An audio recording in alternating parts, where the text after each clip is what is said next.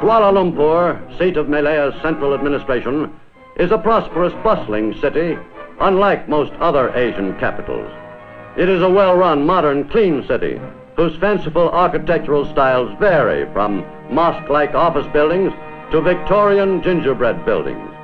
Soldiers from England's Worcestershire Regiment crowd the sidewalks with people from every nation in the East. Here in the heart of the city, dominated by this memorial to empire builder Sir Frank Swettenham, life is as relaxed as one chooses to make it. Some of Kuala Lumpur's residents prefer to take things as they come.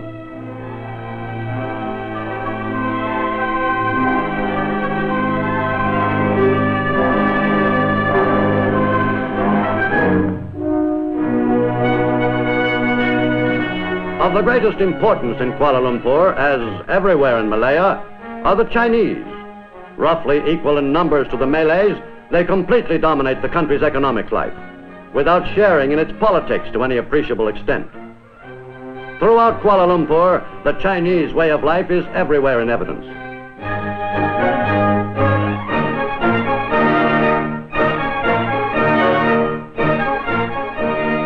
The Malay-Chinese conflict is the root of Malaya's problems today.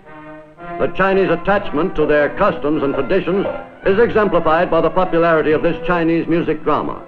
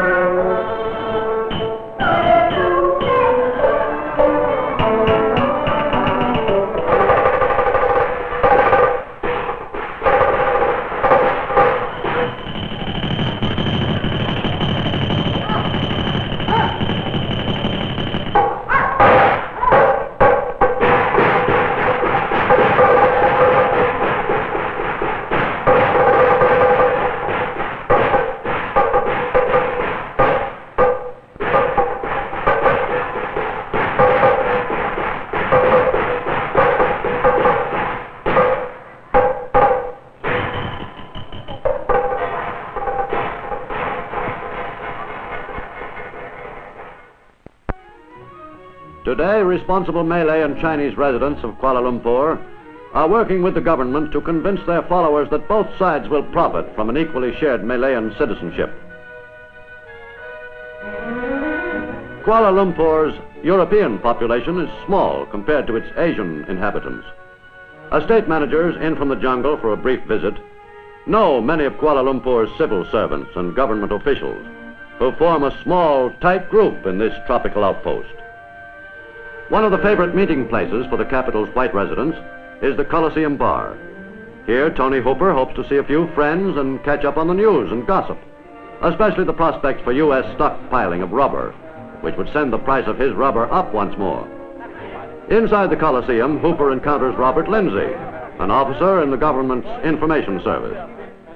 Scotsman Lindsay has been in Kuala Lumpur for a year, but even the most recently arrived civil servant can tell the jungle visitors from the men stationed in Kuala Lumpur. No rubber planter ever goes unarmed.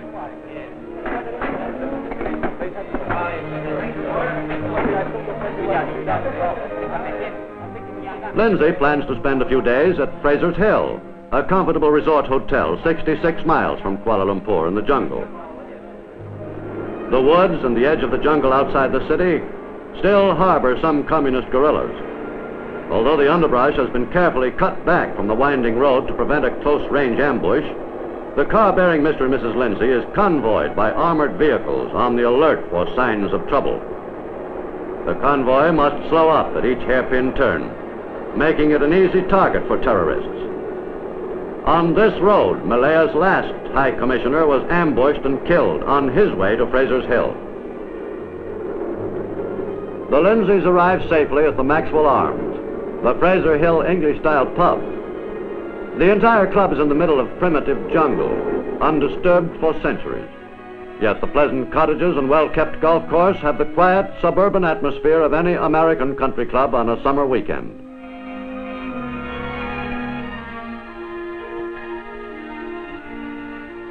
Put two Englishmen in the jungle and they will hack out a golf course, is an old British saying.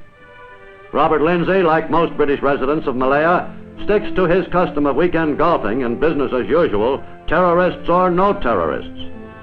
It is this British ability to impress the English way of life on the varied lands under their influence that made them such successful colonizers.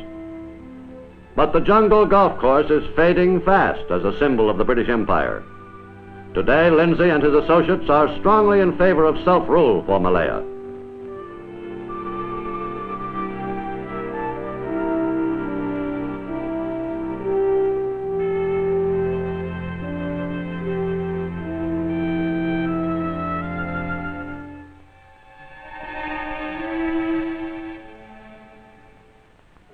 Visible proof of Britain's changing attitude are Kuala Lumpur's once exclusive clubs. Formerly restricted to Englishmen only, these august institutions were recently opened to Asians for the first time in Malaya's history. On this Sunday morning, Mr. and Mrs. Lindsay enjoy the weekly cricket match at the Salonga Club. Mrs. Nixon, the scorekeeper, is a fixture at the club.